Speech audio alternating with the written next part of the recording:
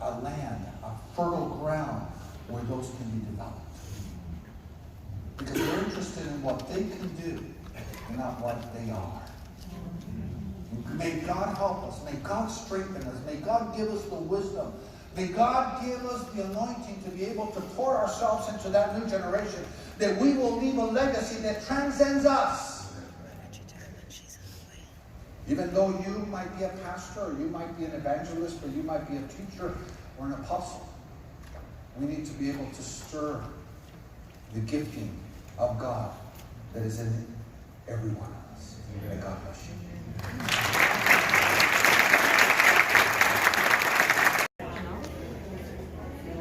We're here at the conference, and I was looking for Sharon. She's handling business. So. Good. It's blurry. Morning. Good morning. It's blurry. No, it's not. Oh my God! Is it my eyes that are blurry? Yeah, it's super clear. Oh. It started blurry, but now it's like HD. Oh my God! It looks super duper blurry to me. Where's your glasses? I don't know. Hey guys, Hey everyone. Conference is over. I'm gonna act like I can see. We just got back from the last session. We had such a great time. Man, you coughed over my words. We had such a great time. Before we start though, I do have a video from Pastor Moses. And before I show the video, I just want to thank everybody that blessed him. Yeah. You know, everyone that blessed him through PayPal. Mm-hmm. And we gave it to him. We gave him the names. And he made this video. So here it goes. Wait. What? And also the people that blessed him with the gifts as well. Oh, yeah. That goes without saying. Yeah. There was a few people that blessed him with a few gifts also. So we want to thank you for that. Yeah. Yes. The reason I filmed him was because I told you guys, whoever was able to bless him with PayPal, that I would make sure that we would give him the funds, and that he would thank you personally. So here's this video. All right. Hello, everyone. Hello. Got Pastor Moses. Wow, I'm excited to connect with you again. Yeah. So it's a little dark, huh? This is better. This is better. Okay. There it is. So Pastor Moses, he wanted some of you were able to bless him, and he wanted to personally thank you guys. Oh, guys, I'm so happy for the precious gift that you're able to give to me. We're enjoying a wonderful time right now in Oceanside, California. Yeah. And Pastor David was able to present me wonderful gifts from you people. I want to express my gratitude to Beth, Pam, Sheila, Santos, Eric, Naomi, and Joshua. Thank you for loving me and for the precious gift that you sent to support me and my ministry. Amen. May God bless you big. Amen. So they're also looking forward to your channel. Yes, as soon as I end the conference, I'm going to begin working on my YouTube channel, and we'll get all of you people hooked, and every day we'll be connecting with you, show you what's happening in Uganda, what's happening in the ministry, what's happening with our family. And I know that together we can make a global family and serve the Lord better. Yeah, I'm really excited. So here, you already have 44 subscribers. Oh yeah. He hasn't even done a video yet. And so encourage all of you to just connect with me more. Yes. You look for my channel, Pastor Moses, on YouTube, and I'll begin connecting with you every day through the inspirational messages that God will be putting upon my spirit, and also part of my life and ministry. So this is the last day I'm going to see you until next year. Yeah, it's going to be a long time. I know. It's been fun being with Pastor David and Sharon and introducing me to the YouTube program. Amen. Yeah, that's going to be beneficial for the kingdom. Amen. Yeah. All right, guys. God I love bless you so much. Until next time on my YouTube. God bless you. Bye. Bye. All right. We're back. Yeah. So that was really nice. I gave him a huge hug right now. Yeah, and Pastor Thomas. And Pastor Thomas. I'm gonna miss them. You know, it's a bittersweet moment. Yeah, because I know I'm not going to see them for another year, and so much can happen in a year. You know, so I mean, I relate to Paul, the Apostle Paul in the Bible. It says that sometimes, you know, he longed to see the people he wrote to, because the New Testament was letters to churches. And now, being part of Grace International, it truly is an international covering. And we meet people from all over the world, you know, and you start to get close to these people and start to know them, and it's weird because it expands your circle, I guess. Your horizon, just everything. It just expands. Yeah, it does expand. Yeah, we know. I mean, we had Lucas. Your family. We had Lucas this time, which we've known him, but having him at the church, and then I met a few pastors from the United States. But man, they left something, you know, in me for them. And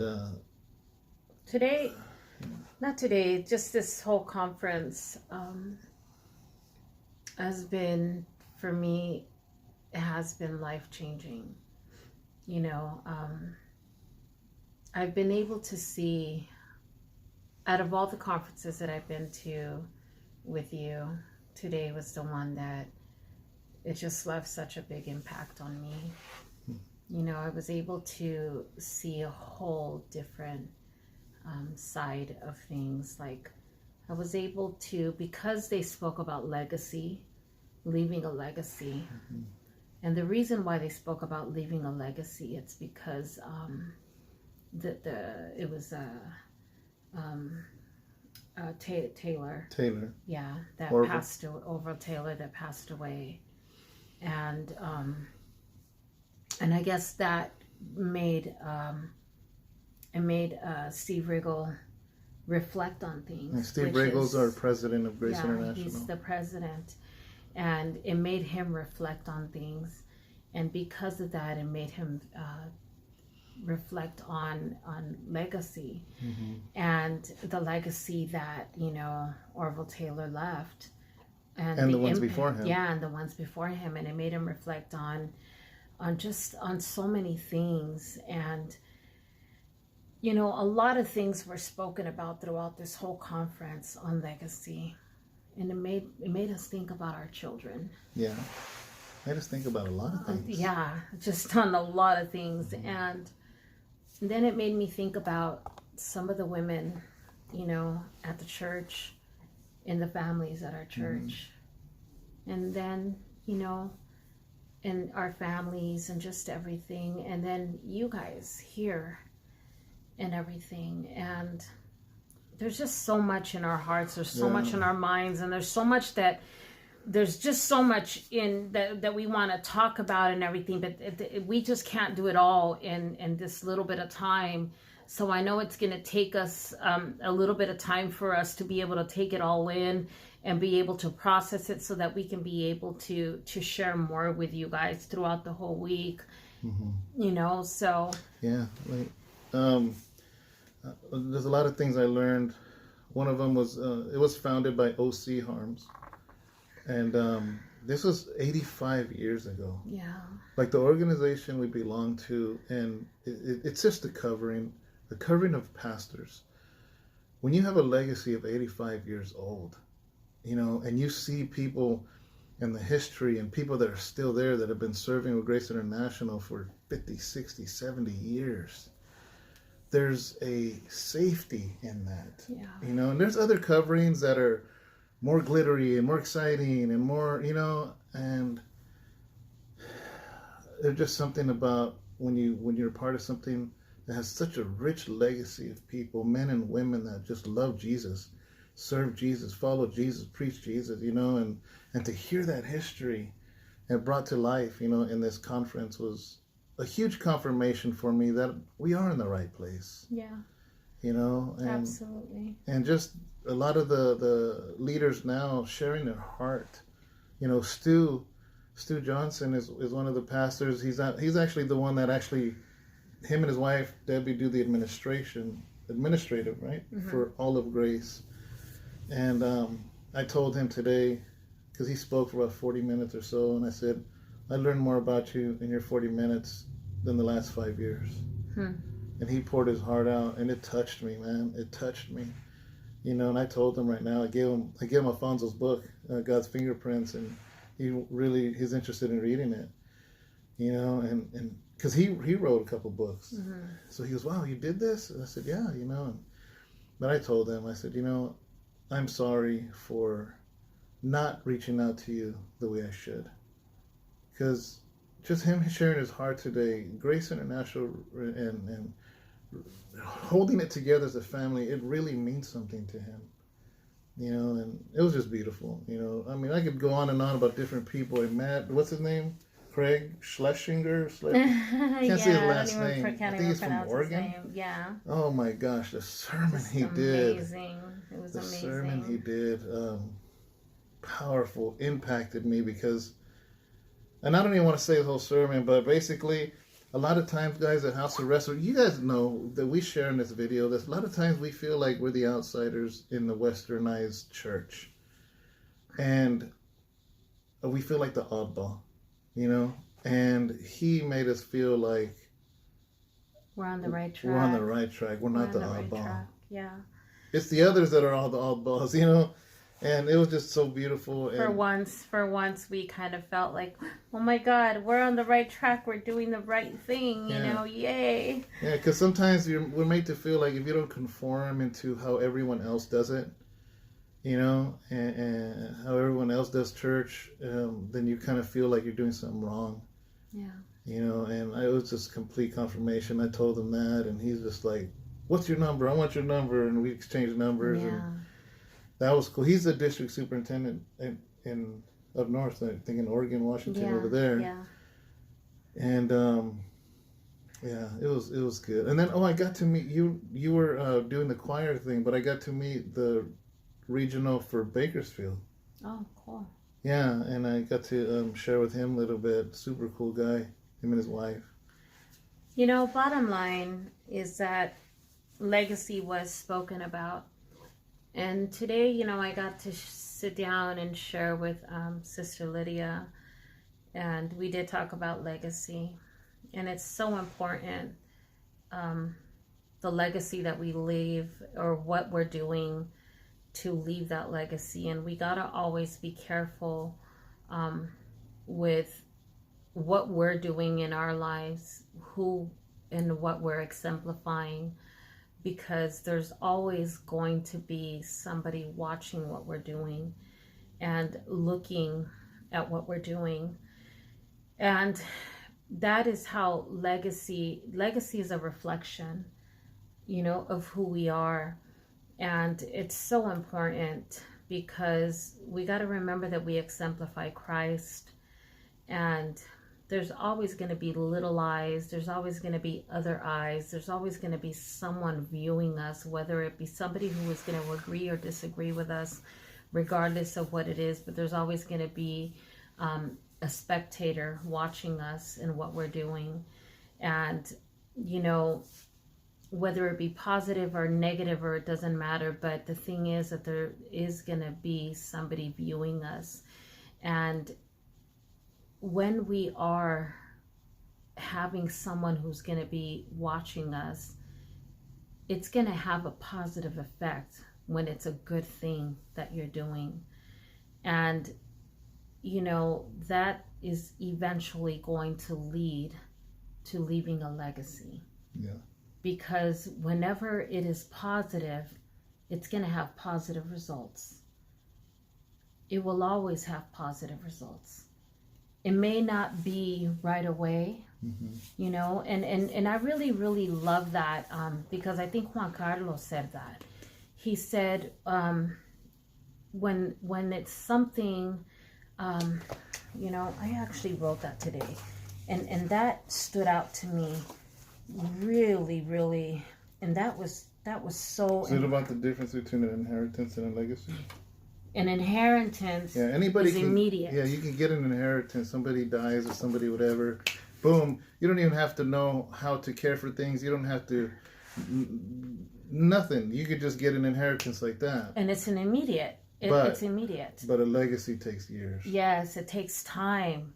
It takes time. It has more value. There's more value to it because of the time that it has acquired to take place, you know.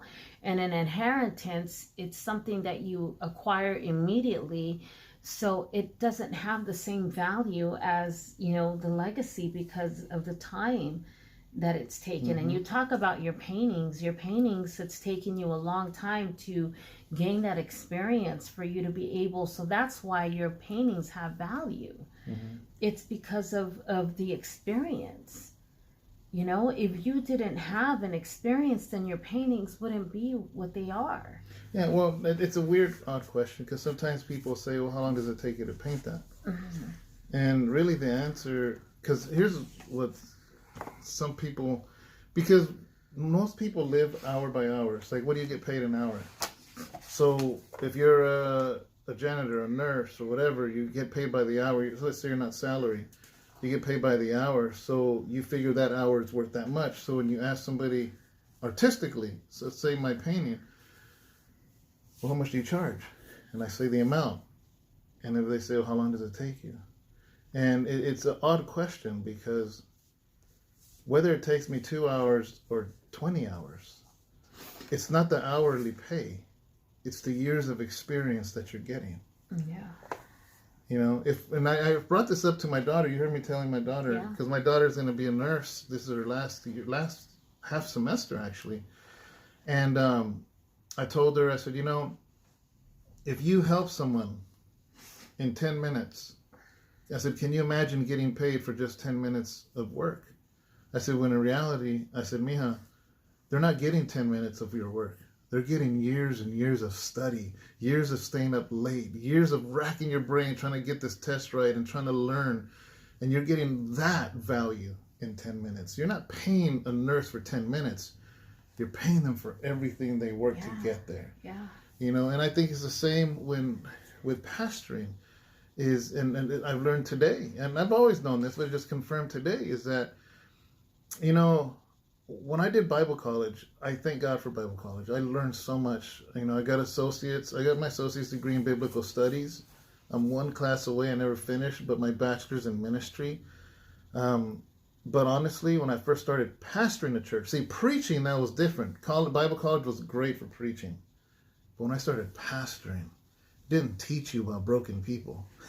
It didn't teach you about division and people that want to bring division to the church. It didn't teach you, you know, all of these... The hardships of pastoring. That comes with time. So a lot of times now I get it now. And today I was around pastors that have been pastors for 40 years, 30 years, 50 years. So I'm like the young boy there. But I have been in ministry since 2011.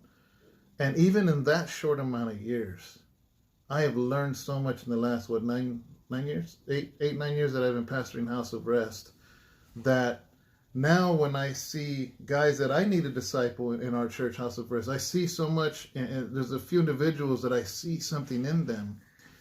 And, but what's missing is the weathering, you know, of them being weathered. And that can't be taught.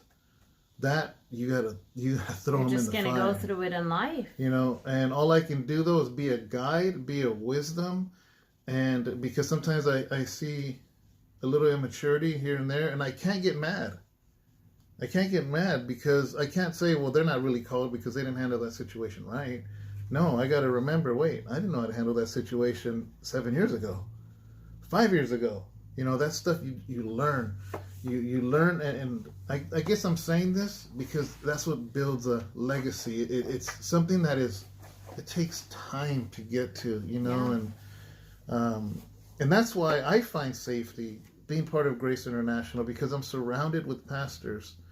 Man, my God, Pastor Larry from Livermore, my God, you know, just a man of wisdom. Men that have been serving God for decades. Yes. Decades, you know, and like I said, it's not all shiny, bright, and everything. Like there's a lot of new coverings that are all exciting and skinny jeans and, you know, lights and like their worship is like a concert, and that can be attractive, but really, I mean, what's behind it?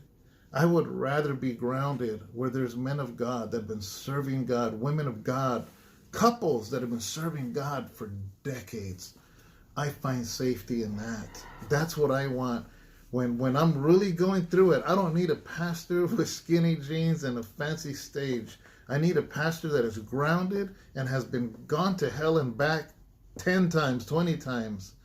And then I need wisdom. I'd rather trust in that. Yeah. So. Today, I want to leave you guys with this, because I know that this probably isn't going to be a really, really long devotion. I know, just so you guys know, it is really late. I know we've been saying this. But they know we're at the conference. I know. You guys know we're at the conference. You know what I can't wait for, and I'm really, really excited? I'm really, really excited about getting home. And Missions Month is over. And the conference is over. I'm excited with the new fire that we're going home with. I'm excited that we came and we got fed, and we're coming home to a new season, a new fire, and there's new things that have been imparted in us, which is awesome, because we are going home to be able to impart that into those that we love back home, and that's what's awesome. And here's the thing, that we're going to get back to our schedule, get back to a normal schedule. And I'm really, really looking forward to that. In my mind, I keep telling myself, okay, it's going to take us a little bit to unwind and get back into that. But I'm really looking forward to getting back into our normal devotional schedule, because the last 2 months has just been, it's been a little whack. It's been just everywhere. And I really want to dig deep, because I know that there's been a lot in my heart, and I'm sure there's been a lot in your heart that we definitely want to share with everybody. But I'm just excited, because I know that we want to get back to our normal schedule. Yeah. But I do want to leave you with this. When was the last time you faced difficulty? And that was something that actually that Stu asked. And he says, like, seriously. And that was the last question that he asked today. He says, if you want to leave a legacy, if you want to do God's will, and you want to do all that you want to do for God, then are you willing to face difficulty? But when was the last time you faced difficulty? And it kind of made me think, like, yeah, I face difficulty all the time. But for some, when was the last time you faced difficulty? Because for some, it's just a breeze. And if you ain't facing any difficulty, then you better question how your walk is. And I think that was something that it kind of did get a few people thinking today. Yeah. It's good. And you got to understand, there's some well-established churches in Grace International. There's some pastors that, and I love this because the president, Steve Riggle, he started in a little tiny church smaller than ours. Yeah, less than 100. He said, and less than 100 people. Up to now, he has a church of 30,000. Yeah. A church of 30,000. And he says most of his whole life, all the churches that he never more than 100 people, less than 100 people, all his life. And so coming from him and coming from somebody that does not he doesn't walk around like a king. This is the president of Grace International, pastors 30,000 people. So you would think that would be a very ego-minded person. And I told him today, I said, you realize that the first time I got introduced to Grace and came to a conference the very first time, I said, when I saw you walk through the crowd like anybody, I said, that meant something to me. Because there's so many coverings that the president or whoever is leading it or the founder gets treated like a king and receives that treatment as a king. Well, the fact that we were even able to talk to him. Do you know how many conferences that I've been able to, that I used to go? You can't even get close, huh? The conferences that I used to go to, I can never even talk to the guest speakers. Right? I could never even, oh God, I can never even get to the founders, or I can never even get to my own founders, or I can barely even talk to my own pastors at times. And you know, and that's hard. And I think that's why we fit in, because we're the same way. We're the same way, you know? And it's like people get so high-minded. I'm just like, it's all about Jesus, man. Yeah. There ain't no room. And I share this so much times where God says in Isaiah, I share my glory with no one.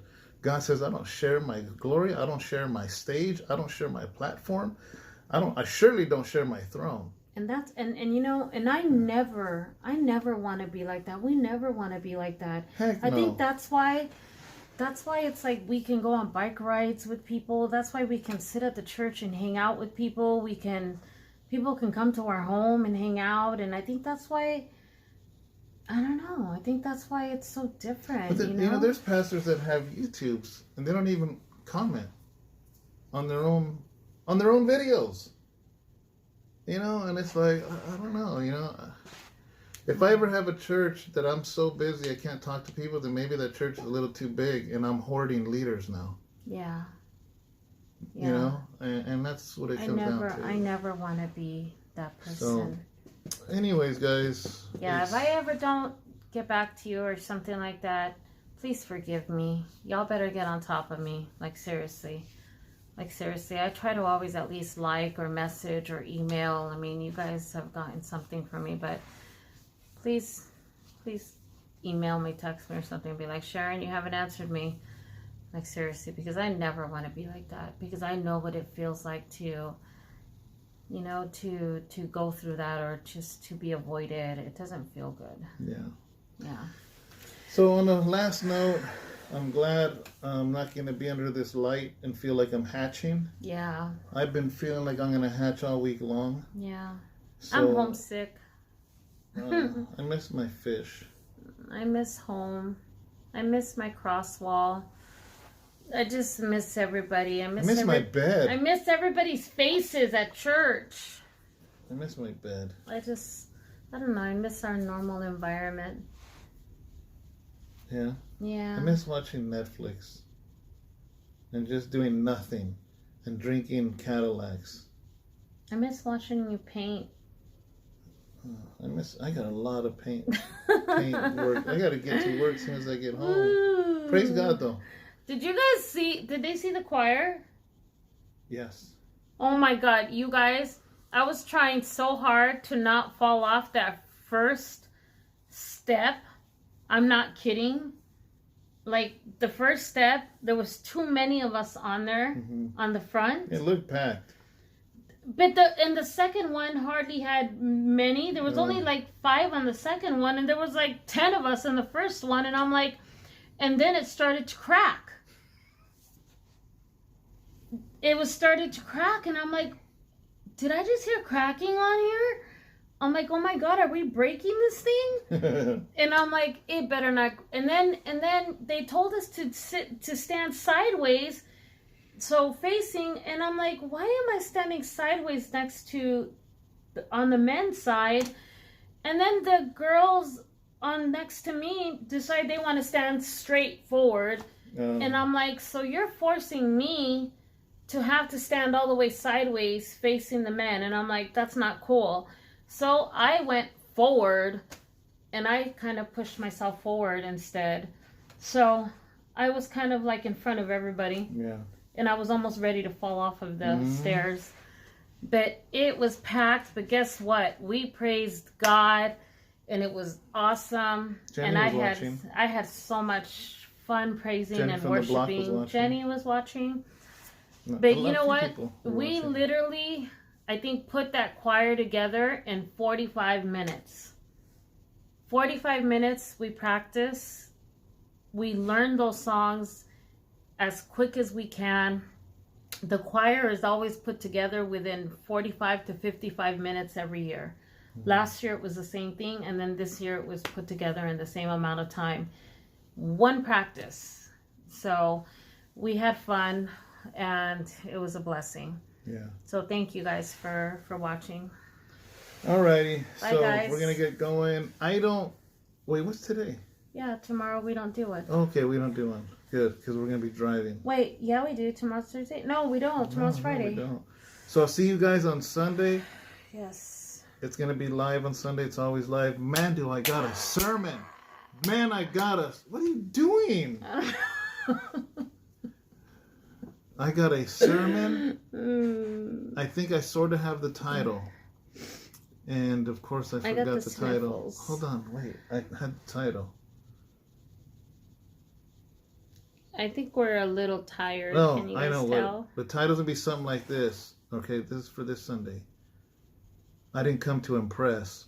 I came to bring the fire. Ooh. Bam. Bam! So, all right, guys. Have a good morning. Good weekend. Pray for us because we'll be traveling and driving. Pray for our safety. And that's it. And pray that I get a Tommy burger before I leave LA. Bye. Did you hear that? I prophesied that into my life. No, we don't need it. I need a Tommy burger. No. Bye. I need it. All right, bye.